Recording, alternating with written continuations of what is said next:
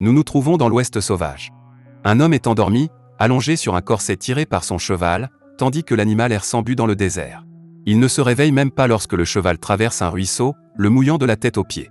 Le cheval arrive à une auberge et réveille son maître paresseux, qui enfile ses bottes et sa ceinture d'armes et entre dans l'auberge. À l'intérieur, il n'y a que 3 clients, dont l'un semble être blessé, et le propriétaire avec sa femme. Le propriétaire l'informe qu'il peut lui donner des haricots et du pain s'il a de l'argent, et l'homme acquiesce. Les 2 autres clients continuent de le fixer d'un regard plein d'intérêt, tandis que le 3e semble implorer de l'aide. Le propriétaire lui verse une portion de haricots, mais l'homme commande la casserole laissée sur la table. Il dévore alors une casserole entière de haricots. Les 2 autres clients s'avèrent être des chasseurs de primes, ils s'approchent donc pour regarder son visage, mais découvrent avec déception qu'il n'est pas recherché. Lorsque l'homme a fini de manger, il se lève et s'approche de l'homme blessé, l'invitant à venir avec lui. Les chasseurs de primes ne le prennent évidemment pas bien, mais l'homme les informe qu'il est Trinité, ou comme les autres l'appellent, la main droite du diable. Lorsqu'il sort avec le pauvre Mexicain, il prouve qu'il ne mentait pas, en tuant les 2 hommes avec facilité. Le Mexicain blessé affirme qu'il n'a rien fait de mal, qu'il a seulement été piégé et qu'il est donc innocent. Trinity le croit et ils continuent leur voyage ensemble. Après quelques heures, ils arrivent dans une petite ville, où 3 hommes armés menacent le shérif local pour qu'il libère leur ami, qui a violé une femme locale. La scène est également observée par le major Harriman, un homme d'affaires local, et ses hommes, qui sont impatients de voir le shérif mort. Le shérif refuse la demande car il a l'intention de remettre le criminel au juge, et les 3 hommes se préparent à la fusillade. Trinity observe la scène avec amusement car il connaît l'habileté du shérif et l'appelle « la main gauche du diable », laissant entendre qu'il est son frère. En fait, le shérif cesse de lire le journal, agacé, et d'un geste rapide élimine les 3 hommes, à la grande déception d'Harriman. Lorsque Trinity s'approche, le shérif n'est visiblement pas heureux de voir son frère. Après la confrontation, Trinity suit son frère dans son bureau et lui demande de l'aide pour panser la blessure du Mexicain. Ce dernier est rendu ivre, soigné, et jeté en prison. Une fois seul, Bambino, nom sous lequel est appelé le shérif, raconte à son frère qu'il s'est récemment évadé, qu'il a rencontré en chemin le vrai shérif de la ville et que, se croyant poursuivi, il l'a tué et lui a volé l'étoile. En réalité, Bambino est un voleur de chevaux, et attend maintenant en ville l'arrivée de ses complices, Weasel et Shy, avec lesquels il compte se rendre en Californie et commettre de nouveaux vols de bétail. Enfin, il ne cache pas à Trinity qu'il n'est pas du tout content de son arrivée, connaissant ses talents de trouble-fête, et lui demande de quitter la ville au plus vite. Peu après, Jonathan Swift, le secrétaire à tout faire du shérif, entre dans le bureau et l'avertit qu'au saloon, les hommes de Harriman ont attaqué pour la énième fois 2 membres d'une paisible communauté mormone de la région. Il invite ensuite Trinity à prendre un bain car il est trop sale et ne le laisse pas dormir dans le bureau dans ces conditions. Le soir venu, Bambino se rend au saloon pour enjoindre vigoureusement Harriman et ses hommes de laisser les fermiers tranquilles. Lorsqu'un sbire tente de le menacer, Bambino l'endort à coups de poing. Un autre sbire veut tirer sur Bambino, mais Trinity arrive par derrière et le ridiculise devant ses amis. Le shérif s'en va alors, n'ayant rien accompli car Harriman ordonne toujours à ses hommes d'éliminer le shérif par tous les moyens.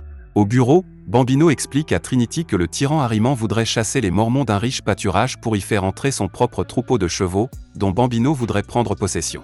Bien que Bambino ne soit pas le vrai shérif, il doit maintenir la paix dans la ville pour empêcher l'arrivée des autorités, ce qui l'oblige à fuir avant que ses complices n'arrivent et fassent capoter son prochain casse. Bambino tente alors de convaincre Trinity de l'aider, lui offrant même le gîte et le couvert, mais son frère refuse par paresse. Malgré les reproches du shérif, Harriman rend visite à la communauté mormone le lendemain, menaçant leur chef, Tobias, de rassembler leurs affaires et de quitter la vallée s'ils ne reculent pas devant les problèmes. Tobias supplie Harriman de les laisser rester, car ils ont parcouru des centaines de kilomètres et sont déjà en train de construire leur maison. Harriman reste ferme sur sa décision et ordonne à ses sbires de détruire la maison en construction en guise d'ultime avertissement. Les malheurs des fermiers ne s'arrêtent pas là, car dès le départ de Harriman, des bandits hors la loi arrivent, dirigés par Mesca.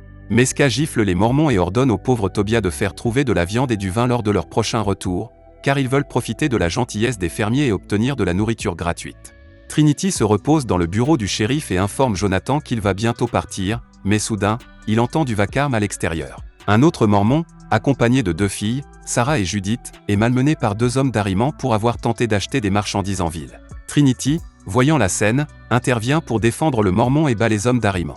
Il donne les marchandises aux pauvres Mormons et les filles le remercient avec un sourire. Il se rend au saloon pour parler à Harriman et lui demander de laisser les fermiers tranquilles, blessant ses hommes au passage et montrant sa dextérité avec un pistolet.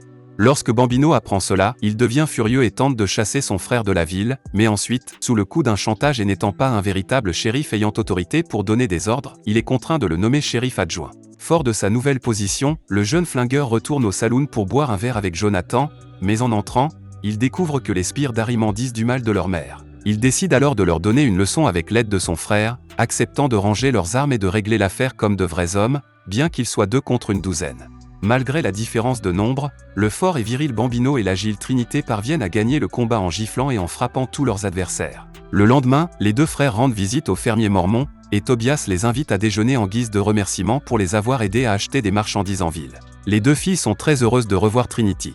Mais avant qu'ils ne puissent commencer à manger, ils sont brusquement interrompus par le bandit mexicain Mesca, qui est revenu pour extorquer à nouveau la communauté. Comme les fermiers mormons sont tous abstinents et n'ont pas de vin, Mesca leur ordonne de se mettre en rang pour être giflés un par un. Mais, prenant Bambino pour l'un d'eux, il est assommé par 2 grosses gifles et est obligé de s'enfuir la queue entre les jambes. Bambino conseille à Tobias de s'armer et de combattre Mesca à son retour, car ils sont en infériorité numérique. Mais le vieux sage déclare que leur communauté n'est basée que sur la foi et n'accepte pas l'usage de la violence et des armes. Lorsque les 2 hommes retournent au bureau, Jonathan leur sert à manger et les informe que c'est probablement leur dernier dîner, car Ahriman a engagé 2 tireurs professionnels pour les éliminer une fois pour toutes. Chez Ahriman, ce dernier ordonne aux 2 flingueurs UP d'éliminer le shérif et l'adjoint d'ici le lendemain soir, et les 2 hommes acceptent la mission sans broncher. Lorsque Trinity remarque les 2 tireurs à la fenêtre, il ne dit rien à Bambino pour qu'il s'amuse et sort. Trinity les affronte dans l'emporium d'Ahriman et, sous la menace d'une arme, les oblige à fuir en sous-vêtements. Ahriman, furieux, menace les 2 frères de conséquences futures car le gouverneur est un de ses bons amis. Comme si cela ne suffisait pas, Bambino apprend que le véritable shérif de la ville est à ses trousses car il a été informé de la mise à prix de sa tête. Inquiet des problèmes qui se profilent à l'horizon et fatigué de son frère bagarreur, le shérif l'oblige à quitter le village et à retourner chez leur mère, qui tient un bordel. Les 2 hommes échangent une série de coups violents avant de se dire au revoir. Trinity se rend chez les Mormons et décide de rester avec eux, car leur religion autorise 2 épouses, et Sarah et Judith sont amoureuses de lui. Trinity prend un bain avec ses futures épouses, après quoi il retourne chez Tobias et commence à discuter d'un plan pour affronter Ahriman. Il tente de convaincre les Mormons que la seule défense possible est la violence, car la foi ne les mènera nulle part. Pendant la discussion, Trinity remarque que 2 hommes armés s'approchent, et découvre plus tard qu'ils ne sont autres que Weasel et Shai, les complices de Bambino. Eux aussi ont rencontré le vrai shérif de la ville en chemin et, le voyant boiteux, ont blessé sa jambe saine et cassé sa béquille. Trinity accompagne les 2 malfrats chez Bambino et lui demande de l'aide pour défendre les fermiers, en promettant de s'arranger avec eux pour toujours. Il parvient à convaincre son frère en l'informant que Ahriman a l'intention de s'allier avec Mesca, en le payant avec les chevaux non marqués, que Bambino et ses complices pourront voler. Il l'informe également qu'il a l'intention d'épouser Sarah et Judith et de rester avec les Mormons pour toujours, c'est donc la dernière faveur qu'il lui demande. Bambino accepte à condition qu'il ne voit plus jamais son frère de la sorte. En vue de l'attaque, Trinity, Bambino, Weasel et Shai entraînent les Mormons à se défendre sans armes à feu, mais seulement avec des coups de pied, des gifles et des coups de poing. Pendant l'entraînement, ils découvrent un espion envoyé par Mesca, de qui ils apprennent que Ahriman a promis aux bandits mexicains 20 de ses chevaux en échange de leur aide pour chasser les Mormons du pâturage. Bambino et les autres, déguisés en Mexicains, volent alors tout le troupeau de Ahriman et le cachent parmi le bétail des Mormons. Le jour de l'attaque, Ahriman et Mesca, avec leurs hommes respectifs, arrivent au pâturage des Mormons avec les pires intentions, mais, par une ruse habile, Bambino et Trinity les désarment. La fusillade se transforme alors en un combat à coups de poing et de pied, qui voit la victoire des fermiers et de leurs 4 protecteurs. Ahriman, acculé, accepte de migrer vers le nord et d'emmener tous ses hommes avec lui, quittant ainsi définitivement ses terres. Après avoir vaincu les assaillants, Bambino et ses hommes récupèrent les chevaux volés à Ahriman, mais découvrent que, avec l'approbation de Trinity, les Mormons les ont marqués et en sont devenus les propriétaires. Enragé, Bambino s'enfuit avec Weasel et le timide, laissant Trinity indemne uniquement grâce au lien du sang qui les unit, bien qu'il commence à en douter. Trinity reste avec les Mormons, et Tobias fait un discours de bienvenue aux nouveaux membres. Mais le jeune homme armé, apprenant que la circoncision et une vie de dur labeur, de prière et de sacrifice l'attendent, change rapidement d'avis. Il s'échappe du pâturage des fermiers et rejoint son frère et sa bande.